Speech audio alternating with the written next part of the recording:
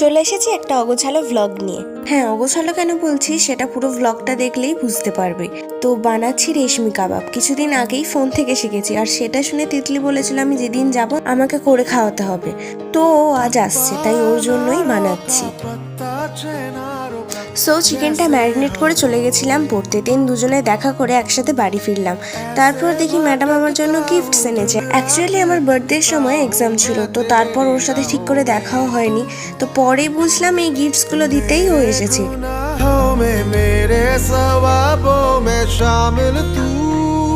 কত কি গিফটস এনেছে, আর সব থেকে সুন্দর তো এই হ্যান্ডমেড কার্ডস আর কার্ডসে লেখা নোটসগুলো।